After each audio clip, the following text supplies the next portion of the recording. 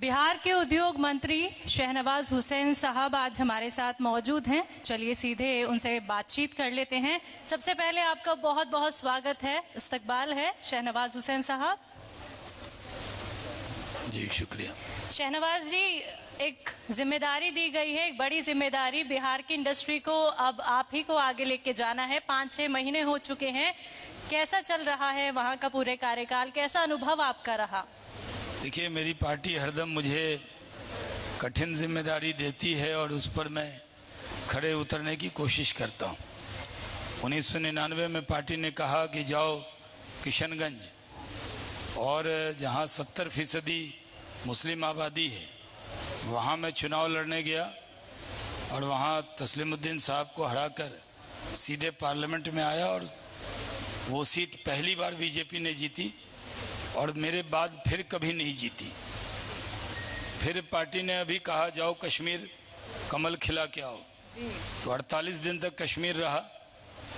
कश्मीर का कोई एक इलाका नहीं है जहां मैं गया नहीं और कमल खिला के आया।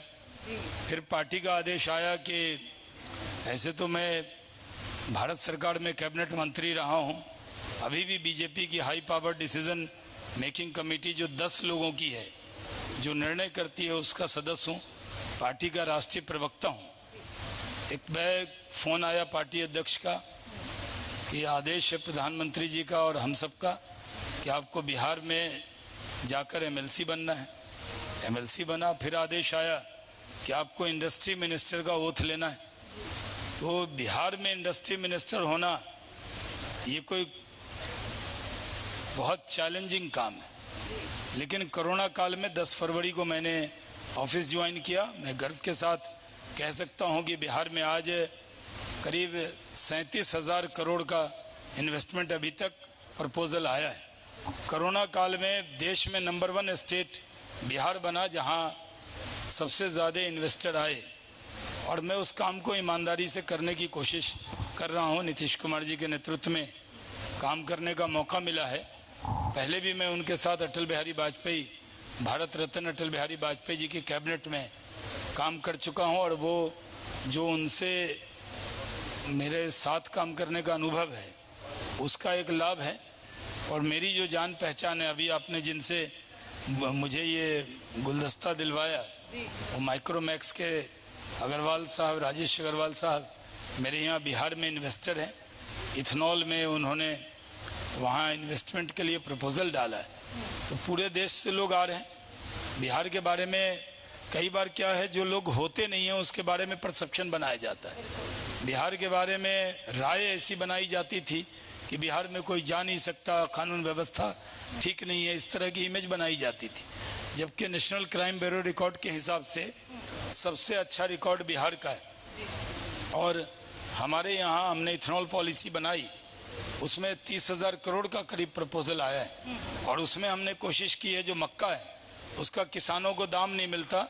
हमारे नेता नरेंद्र मोदी जी ने कहा कि जो किसान है उसकी आमदनी को बढ़ाना है। तो जब तक मक्का से जो खाने जितना हम खाते हैं उससे ज़्यादा उपजाते हैं, करीब 45 लाख मैट्रिक टन मक्का बिहार में, जो तेलंगाना जाता है, हरियाणा जाता है, पंजाब जाता है, हमने उसी से इथेनॉल बनाना है। तो हमें अभी करीब 29 प्रपोजल हैं। अगर ये लग गए तो एक दिन में बिहार में 29 बड़े प्लांट लग जाएंगे। हम नई टेक्सटाइल पॉलिसी ला रहे हैं, जगह जगह जा रहे हैं। जैसे पहले गुजरात के बारे में कहा जाता था और उसकी इमेज को अच्छा किया, जब मुख्यमंत्री थे नरेंद्र भाई, तो उन्होंने जाकर कहा, एक नारा भी दिया कि कुछ दिन तो गुजारिए गुजरात में। तो हमने जाकर पूरे देश में लोगों से कहा कि आप हमारे बारे में क्या राय बनी है उसको मत देखिए, एक बार तो आइए बिहार में। तो लोग बड़ी तादाद में बिहार आ रहे हैं, और पार्टी ने ये एहसान और करम किया है कि इंडस्ट्री मिनिस्टर के साथ मुझे राष्ट्रीय प्रवक्ता भी बनाए रखा है। तो जिम्मेदारी वो भी है। आजकल टीवी डिबेट से मैं कम हूँ, क्योंकि शुरू में जाके परफॉर्म करना है, बेस बनाना है, बिहार को तरक्की के रास्ते पे ले जाना है। अगर बिहार तरक्की नहीं करेगा तो फिर देश कैसे तरक्की करेगा, और वो बैलेंस भी बिगड़ता है। तो बिहार में कैसे उद्योग लगे कैसे लोग वहां ज्यादा जाएं, इस पर मैं काम कर रहा हूँ। शहनवाज जी, आपने कहा कि चैलेंजिंग है बिहार का उद्योग अब बढ़ाने के लिए, आपको एक पद तो मिल गया है, लेकिन कहीं चैलेंज आपके लिए ये भी तो नहीं कि वहां की जो विपक्षी पार्टियों की गठबंधन सरकार है वहां पे भी उथल पुथल देखी जा रही है, क्योंकि कांग्रेस ने हाथ खींच लिया है, तो इसका कितना फायदा पार्टी को होने वाला है? नहीं, देखिए, मैं भाषा की मर्यादा का व्यक्ति हूँ और मैं टेलीविजन पर जब से हूँ, मैं आज से नहीं हूँ जी। और मैं जब युवा मोर्चा में था तभी हमें टेलीविजन पे हमारे युवा मोर्चा के साथी आरती जी और विजय जाली बैठे, हम तब से टेलीविजन पे जाते रहे और मैं भारत रत्न अटल बिहारी वाजपेयी जी का शिष्य हूँ। मैंने कभी भाषा की मर्यादा नहीं तोड़ी, लेकिन कल जिस तरह आदरणीय लालू प्रसाद जी ने कांग्रेस के एक नेता के लिए जो शब्द कहे जी, और वो भी एक अनुसूचित जाति के नेता हैं, तो मुझे देखकर बड़ा दुख हुआ। कांग्रेस और आरजेडी का गठबंधन अभी टूटा है, वो आपस में लड़ रहे हैं, लेकिन हमारा गठबंधन एकदम मजबूत है। बीजेपी, जेडीयू और वहाँ जो लोजपा, पारस गुट और साथ में हम पार्टी और वीआईपी पार्टी मिलकर हम चुनाव लड़ रहे हैं और हम वहाँ अच्छी स्थिति में जी। यानी आपका किसी से कोई कंपटीशन नहीं है? नहीं, अभी 2025 तक तो नीतीश कुमार जी के नेतृत्व में वहाँ सरकार रहेगी जी। वो एक बहुत गरीब परवर व्यक्ति हैं, अच्छे से काम करते हैं और बीजेपी जेडीयू का पुराना रिश्ता है। थोड़े दिन के लिए बीच में दरार आई थी, लेकिन अभी हम इकट्ठे होकर बिहार की तकदीर और तस्वीर को बदलने में लगे। बिल्कुल, किसानों को लेके जरूर बात करना चाहूंगी, क्योंकि हर तरफ सिर्फ किसान आंदोलन के ही चर्चे हैं। 11 महीने हो चुके हैं, हल नहीं निकल पाया। शहनवाज जी, हमारे यहाँ बिहार में तो कोई ऐसा आंदोलन नहीं है, न दिखा है मुझे जी। बिहार में सब लोग संतुष्ट हैं। लेकिन आप एक राष्ट्रीय प्रवक्ता हैं, तो आपकी क्या सोच है? ये हल कैसे निकलेगा? ये हल कैसे निकलेगा? नहीं, जरूर निकलेगा, बातचीत से ही हल निकलता है। बातचीत पहले भी हुई है और दुनिया की जितनी भी समस्या है उसका हल बातचीत से निकलता है। तो ये बातचीत होगी कब? जरूर होगी। कोई न कोई, जितनी समस्या का, दुनिया की जितनी भी समस्या है उसका निदान बातचीत ही है जी। और बातचीत से समस्या निकलेगी, इसमें कोई शक नहीं। तो यानी बातचीत से हल निकलेगा, तो अभी थोड़ा इंतजार और किसानों को करना होगा।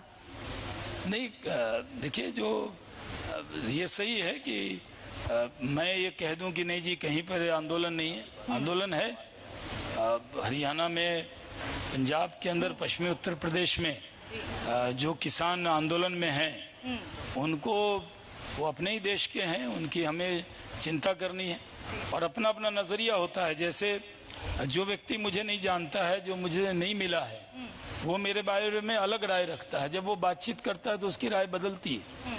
तो परसेप्शन से नहीं चला जा सकता, बल्कि जब भी कोई बातचीत होती है। मैं के फरीदाबाद से हूँ, पूजा शर्मा। सर, आप उद्योग मिनिस्टर हैं और मेरा सवाल जो है हर प्रदेश के जो उद्योगपति हैं उनकी तरफ से है, क्योंकि एक यूनिवर्सल प्रॉब्लम है पेट्रोल डीजल के बढ़ते दाम, और राज्य सरकारें चाहें तो अपना टैक्स का बोझ थोड़ा कम करके एक राहत दे सकती है, क्योंकि जब पेट्रोल डीजल के दाम बढ़ते हैं तो ट्रांसपोर्टेशन का असर हर चीज पर, सुई से लेकर जहाज तक पर पड़ता है और प्रोडक्ट की कॉस्ट लगातार बढ़ रही है। कोरोना में वैसे ही कट थ्रोट कंपटीशन से पूरे देश की इंडस्ट्री जूझ रही है, तो ऐसे में क्या कुछ एक्शन ऑफ प्लान तैयार किया जा रहा है? आम आदमी तो बेहाल है, लेकिन जो रीढ़ है उद्योग देश की अर्थव्यवस्था की, उसको कम से कम थोड़ी राहत जरूर मिले, क्योंकि हमारे बीच में तमाम औद्योगिक संगठनों के प्रतिनिधि भी पहुंचे हैं और उनकी तरफ से ये सवाल मैं आपसे कर रही हूं, क्योंकि हर खबर हरियाणा जो है वो हर व्यक्ति की बात सरकार तक पहुंचाने का काम कर रहा है। तो ऐसे में उनको सरकार की तरफ से क्या आश्वासन आप देना चाहेंगे? नहीं, देखिए, ये बहुत वाजिब सवाल आपका है। मैं तो देखता हूं कि जब मैं पार्टी का राष्ट्रीय प्रवक्ता के नाते 14 में जो मैंने बयान दिए थे, वही बयान को लोग पुरानी तरह से ट्वीट करके हमसे सवाल पूछते हैं कि आपने तब ये कहा था, अब क्या कह रहे हैं। और कांग्रेस के कई नेता, कल ही मैंने देखा युवा कांग्रेस ने मेरा ही वीडियो ट्वीट किया है कि आप इसका तब आपकी ये राय थी। लेकिन ये बात सही है कि ऑयल मार्केटिंग कंपनी जो है वो पूरी तरह डिपेंड है अंतर्राष्ट्रीय बाजार में जो तेल की कीमतें, और कई बार बढ़ती हैं, कई बार घटती भी हैं। इधर पहले घटी ज्यादा थी, बढ़ी कम थी, आजकल बढ़ी ज्यादा है, घटी कम है। अंतर्राष्ट्रीय बाजार में तेल की कीमत का असर पड़ता है। और ये भी सही है कि कई राज्य सरकारें कई तरह के टैक्स उस पर लगा चुकी हैं। कई लोगों का कहना भी ये भी होता है कि इसको भी जीएसटी मिलाएं, लेकिन मोदी जी का एक इनोवेटिव आइडिया है कि हम जो तेल है, जितना हम तेल हमारे यहाँ होता है, ज़्यादातर तो हम डिपेंड हैं बाहर देशों पे, तो उसमें किसानों का एक बड़ा रोल आ जाता है। यानी जो मक्का है, सड़े हुए अनाज हैं, चावल की टूटी हुई टुकड़ी है, इससे इथेनॉल बनता है। अमेरिका में करीब 40% और ब्राज़ील में तो ये 50% से ज़्यादा इथेनॉल ब्लेंडिंग कर रहे हैं।